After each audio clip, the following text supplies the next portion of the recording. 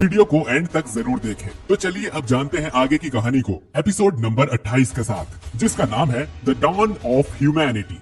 दोस्तों, इस एपिसोड में हमें पता चलेगा कि स्काउट्स बाहरी दुनिया में पहली बार कब गए थे और फिर एरन ने मार्ली में घुसपैठ कब, कैसे और क्यों की थी। एपिसोड की शुरुआत फिर से एक बर्ड के साथ होती है। हम मिकासा को देखते हैं जो कि उसी शिप के ऊपर खड़ी है और सोच रही है कि सबको लगता है एरन बदल गया। मुझे भी यही लगता था, लेकिन शायद हम सब गलत हैं। शायद एरन हमेशा से ऐसा ही था, और अगर एरन हमेशा से ऐसा ही था तो पता नहीं मैंने उसमें क्या देख लिया। इसके बाद कहानी कुछ समय पीछे जाती है। जब एरन जीक के प्लान से राजी नहीं था, तब हांजी ने कहा था कि हमें बाहरी दुनिया को जाकर देखना चाहिए और कोशिश करनी चाहिए कि हम बाहरी लोगों को समझा सकें कि हम बस शांति चाहते हैं। इसके बाद कियोमी ने इन सब का मार्ली तक पहुंचने का बंदोबस्त किया और इन सब ने यहाँ के लोगों के जैसे कपड़े पहने थे ताकि किसी को इन पर शक ना हो। कॉनी जीन से कहता है कि वॉल्स के बाहर तो सच में बड़े बड़े शहर हैं जिनमें लोग रहते हैं। साशा भी कहती है कि हम पहले लोग हैं जो वॉल्स की बाहर की दुनिया में कदम रखने वाले हैं। इस पर जीन दोनों को डांटते हुए बोलता है कि मैंने तुम लोगों से कहा था ना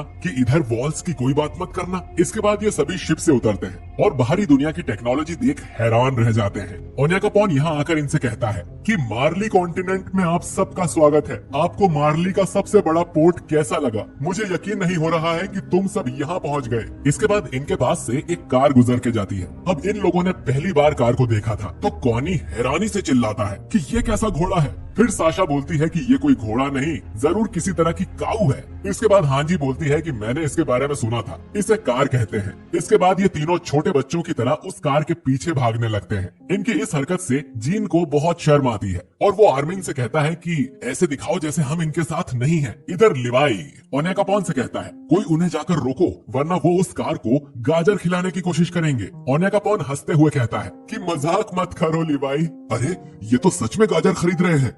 इधर मिकासा और आर्मिन एरन के पास जाकर उससे कहते हैं कि यहाँ पर बहुत सारे लोग हैं तो तुम हमेशा हमारे करीब रहो। पर हम देखते हैं कि एरन किसी और चीज में ही खोया हुआ था। वो बाहरी दुनिया के लिए बिल्कुल एक्साइटेड नहीं था क्योंकि उसने पहले ही ये जगह अपने फादर ग्रीशा की मेमोरी में देखी हुई थी। वो काफी निराशा भरी आवाज में बोलता है, तो ये है समुंदर पार की दुनिया।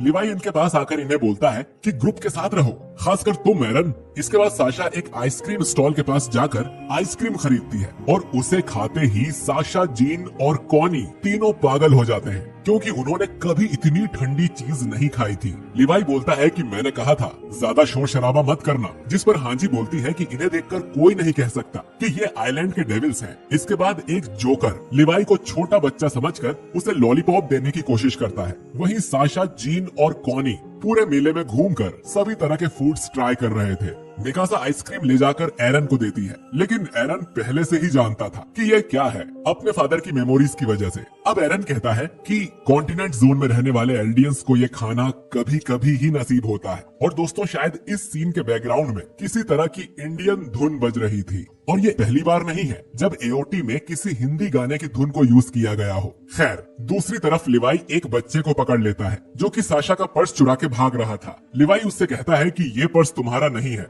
अब इसके बाद आसपास के लोग उसे चोर बुलाने लगते हैं। कुछ लोग कहते हैं कि ये जरूर दुश्मन माइग्रेंट होगा, हमें इसे उठाकर इसे समुद्र में फेंक देना चाहिए। तो कुछ कहते हैं कि हमें इसे चौराहे पर लटकाकर इसके हाथ काट देने चाहिए। साशा कहती है कि ये सब करने की जरूरत नहीं है, मुझे मेरा पर्स वापस तो मिल गया है ना। जिस पर यहाँ के लोग बोलते हैं कि हम इसे सजा देकर एक एग्जाम्पल सेट करेंगे ताकि कोई और चोरी करने की हिम्मत ना करे। और हो सकता है कि ये लड़का सब्जेक्ट ऑफ ईमिर यानी कि एल्डियन हो। जब तक इसकी जाति के लोग जिंदा हैं, हम रात को चैन से सो भी नहीं सकते हैं। अब इस लड़के की जान बचाने के लिए लिवाई उसे उठाकर यहाँ से ले जाने लगता है और बोलता है कि मैंने कब कहा कि ये एक चोर है, इसने तो बस अपनी बड़ी बहन साशा का पर्स उठाया था। साशा भी नाटक में शामिल होते हुए कहती है कि ये मेरा छोटा भाई है, लेकिन कोई भी इनके इस झूठ पर यकीन नहीं करता है। और फिर लिवाई और बाकी सभी स्काउट्स तेजी से इस मेले से बाहर निकल जाते हैं और शहर के आखिर में उस लड़के को छोड़ देते हैं, लेकिन वो लड़का जाते जाते लिवाई का पर्स मार ले जाता है। अगर आप सोच रहे हैं कि इन सब के पास यहाँ की करेंसी कैसे आई,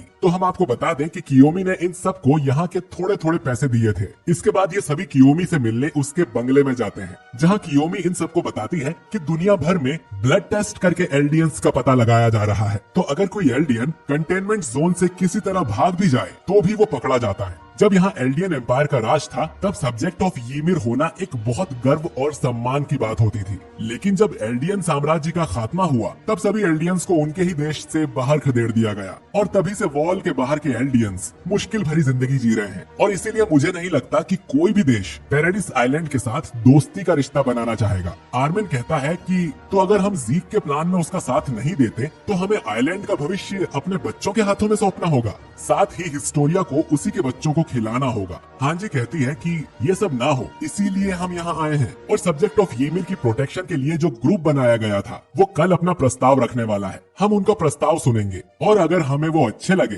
तो हम उनसे बात करेंगे और हम उनसे कहेंगे कि पैराडिस आइलैंड बस शांति चाहता है। कियोमी कहती है कि मैं इसमें तुम्हारा साथ दूंगी, लेकिन मुझे नहीं लगता कि तुम जो सोच रही हो वैसा होगा। हांजी कहती है कि मैं जानती हूँ ये बहुत मुश्किल है, लेकिन हमें पूरी कोशिश करनी होगी। मिकासा देखती है कि एरन यहाँ से उठकर बाहर चला गया था। एरन को हम उसी पहाड़ी पर देखते हैं जहाँ इन्होंने उस बच्चे को छोड़ा था। पहाड़ी की दूसरी तरफ ही उसका गांव था और एरन किसी अनजान वजह से आसमान की तरफ देखकर रो रहा था। शायद वो जानता था कि भविष्य में वो इन सब लोगों के साथ क्या करने वाला है। मिकासा एरन को खोजते हुए यहाँ आती है तो एरन अपने आंसू पोंछ लेता है। मिकासा भी उस बच्चे और उसके गांव को देखती है और एरन से पूछती है कि क्या हुआ। एरन बोलता है कि अभी तक तो कुछ नहीं। मिकासा बोलती है कि अभी तक से तुम्हारा क्या मतलब है। एरन बोलता है कि ये वो लोग हैं जिन्होंने जंग में अपने घर गंवा दिए, अब इन्हें टेंट में रहना पड़ रहा है, ठीक हमारी तरह। एक दिन में इन्होंने अपना सब कुछ खो दिया, हमसे हमारी आजादी छीन ली गई। इसके बाद एरन मिकासा से पूछता है कि तुम मेरी इतनी परवाह क्यों करती हो?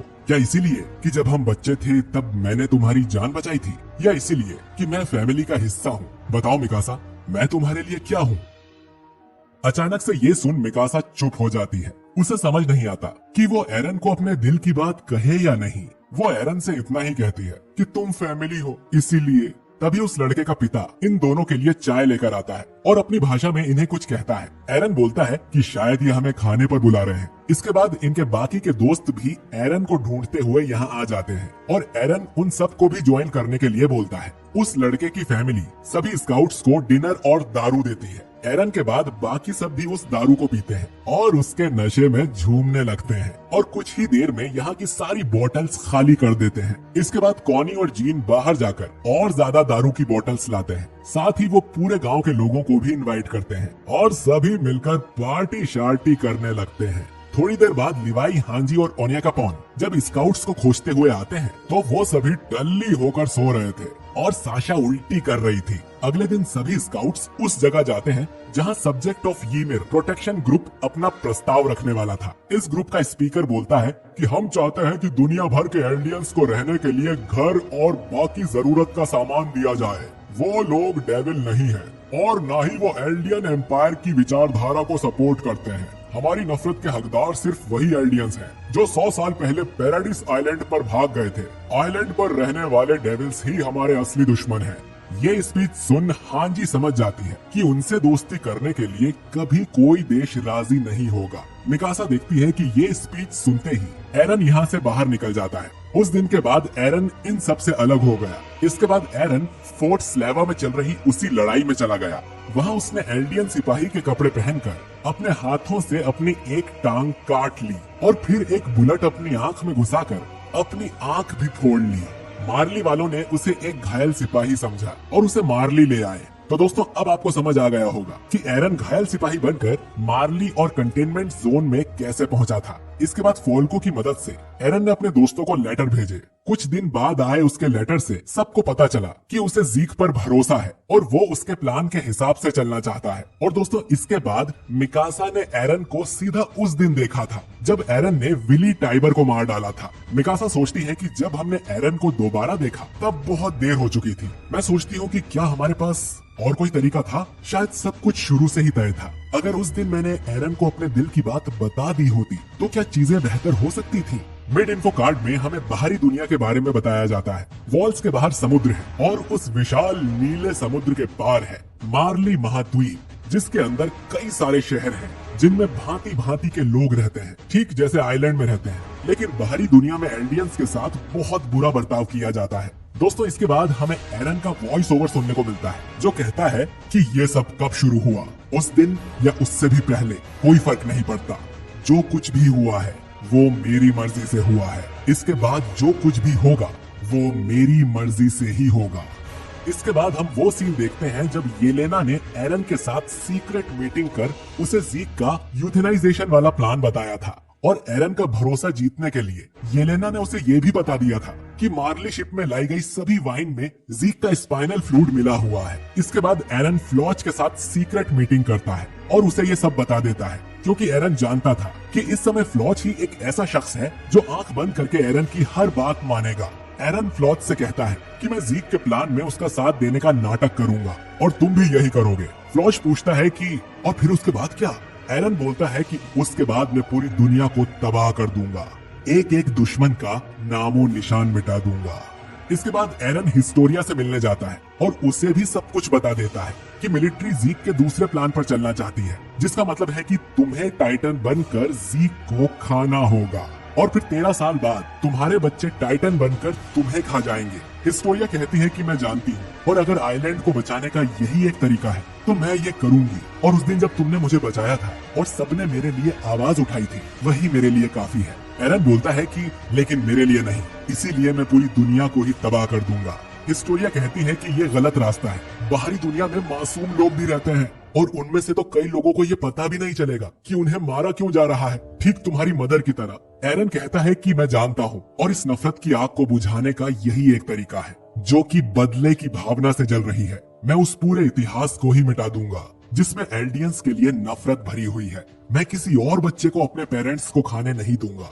हिस्टोरिया कहती है कि ये जानने के बाद भी अगर मैं तुम्हें नहीं रोकूंगी तो मैं खुद से नजरें नहीं मिला पाऊंगी। एरन कहता है कि कोई बात नहीं, फाउंडर की शक्ति मिलते ही मैं तुम्हारी मेमोरी मिटा दूंगा। हिस्टोरिया कहती है कि मैं इंतजार नहीं कर सकती। एरन कहता है कि मैं जानता हूँ तुम कर सकती हो, तुम वो लड़की हो जो मुझे बचाने के लिए अपने बाप से भी लड़ गई थी। तुम्हें दुनिया की भलाई करने के लिए खुद को कुर्बान करने वाली क्रिस्टा बनने की जरूरत नहीं है। हिस्टोरिया एरन की बात समझ जाती है और उसे कहती है कि अगर मैं प्रेग्नेंट हो जाऊं तो ज़ीक का दूसरा प्लान टल जाएगा और पहले प्लान के हिसाब से तुम्हें फाउंडर की शक्ति मिल जाएगी। दोस्तों, इसके बाद हम वो सीन एक बार फिर देखते हैं जब एरन ज़ीक से पहली बार हॉस्पिटल में मिला था। वो ज़ीक से एक्रोमेंस के बारे में पूछता है क्योंकि मिकासा को बचपन से हेडेक्स आते रहते हैं, जिस पर ज़ीक कहता है कि एक बार पावर जागने के बाद एक्रोमेंस बहुत शक्तिशाली हो जाते हैं, लेकिन हेडेक की बीमारी के बारे में मैंने तो कभी नहीं सुना और मुझे नहीं लगता कि एक्रोमेंस अपनी सारी जिंदगी किसी होस्ट की रक्षा करने में बिता देते हैं।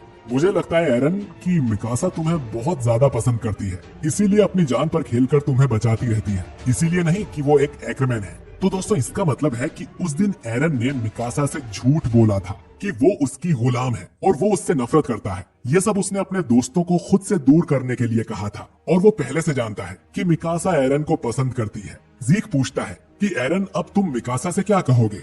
एरन बोलता है कि मेरे पास जिंदा रहने के लिए सिर्फ 4 साल का समय बचा है, लेकिन मैं चाहता हूँ कि मेरे मरने के बाद भी मेरे सभी दोस्त अच्छी और खुशहाल जिंदगी जिएं। तो दोस्तों, हम अब जान ही गए हैं कि रम्बलिंग करने के पीछे एरन का क्या मकसद था। इसके बाद कहानी वापस प्रेजेंट टाइम में आ जाती है और हम करीब हजारों बैटलशिप्स को समुद्र में देखते हैं। ये शिप्स दुनिया भर के देशों ने भेजी थी और इन पर दुनिया की सबसे बड़ी तोपें रखी हुई हैं और ये सब इकट्ठा हुए हैं मानवता के सबसे बड़े दुश्मन रम्बलिंग को रोकने के लिए। अगर ये लोग इसे नहीं रोक पाए तो दुनिया की कोई ताकत रम्बलिंग को नहीं रोक सकेगी।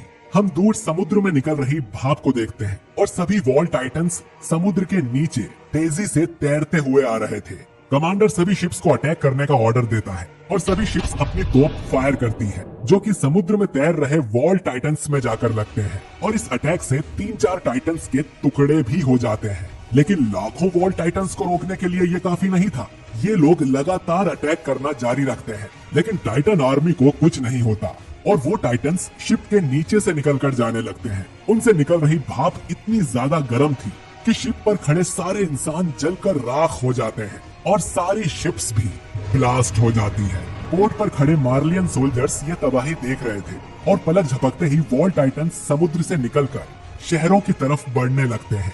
मार्लियन सोल्जर्स उन पर अपनी कैनन से अटैक करते हैं, लेकिन टाइटन्स पर इसका कोई असर नहीं होता और वो वापस हील करने लगते हैं। अपनी मौत को अपनी तरफ आते देख सभी मार्लियन सोल्जर्स पोर्ट से दूर भागते हैं और एक पहाड़ी पर चढ़कर देखते हैं कि इन सभी कोलोसल टाइटन्स के बीच में एक और टाइटन था जो कि विशालकाय था। एक सोल्जर डरते हुए कहता है कि ये वही है, ये अटैक टाइटन है। और पहली बार हमें एरन के फाउंडिंग टाइटन की झलक देखने को मिलती है। एरन को वो दिन याद आता है जब उसकी मदर को टाइटन ने खा लिया था और वो कहता है कि मैं इस दुनिया से इन सब का नामो निशान मिटा दूंगा।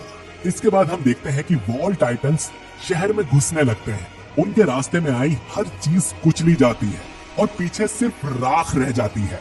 रंबलिंग ने दुनिया को कुचलना शुरू कर दिया है और ये एपिसोड यहीं पर खत्म हो जाता है। दोस्तों, एपिसोड के एंड में हमें बताया जाता है कि ये आखिरी एपिसोड नहीं था, बल्कि इस सीजन के और भी एपिसोड आएंगे। जी हाँ, और इस सीजन का पार्ट 3 अगले साल 2023 में रिलीज किया जाएगा, जिसमें 8 से 10 एपिसोड्स तो होंगे ही। तो एओटी की एंडिंग के लिए हमें 1 साल का और इंतजार करना होगा। मैं खुश हूँ कि एंडिंग पर कोई मूवी नहीं बन रही है, क्योंकि उसमें पूरी मांगा कवर नहीं हो पाती। और अब मापा के पास 1 साल का टाइम है, तो हो सकता है कि वो एंडिंग में कुछ चेंजेस कर दे, क्योंकि कुछ फैंस को मांगा एंडिंग पसंद नहीं आई थी। वैसे मुझे तो नहीं लगता कि हमें कोई नई एंडिंग देखने को मिलेगी। तो दोस्तों, आपको ये पार्ट 2 कैसा लगा? मुझे तो ये पार्ट भी बहुत धमाकेदार लगा है। एओटी की कहानी ऐसे मोड़ पर आ चुकी है जो किसी ने सोचा भी नहीं था। लेकिन अभी तो इस कहानी में बहुत कुछ होना बाकी है। क्या एरन सच में दुनिया को तबाह कर देगा? क्या स्काउट्स उसे रोकने में कामयाब हो जाएंगे? क्या हमारे प्यारे कैरेक्टर्स को हैप्पी एंडिंग मिलेगी? ये सब हमें अगले साल ही पता चलेगा। बाकी आप ये बताइए कि आप इस चैनल पर कौन सा एनीमे कवर होते देखना चाहते हैं, कमेंट करके बताइए। और ये भी बताइए कि ये पार्ट आपको कैसा लगा। वीडियो पसंद आया है तो इसे लाइक करिए और भी कमाल के एनीमे कंटेंट देखने के लिए चैनल को सब्सक्राइब करना ना भूलिए। और अगले वीडियो में आपसे एक नई एनीमे सीरीज के साथ मिलूंगा। तब तक मुझे दीजिए इजाजत। शुक्रिया।